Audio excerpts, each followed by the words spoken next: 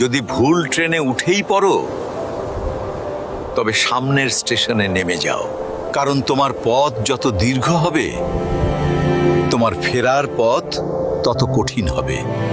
সব শিক্ষা বইয়ের পাতা থেকে নয়, কিছু শিক্ষা পরিস্থিতি আর বাস্তবতা থেকে হয়। টাকা মানুষকে বড়লোক বানাতে পারে, কিন্তু ভদ্রলোক নয়। ভাঙা মোবাইল আর নষ্ট সম্পর্ক তুমি যতই মেরামত করো না কেন, সেটা আর কখনোই আগের মতো সার্ভিস দিবে না।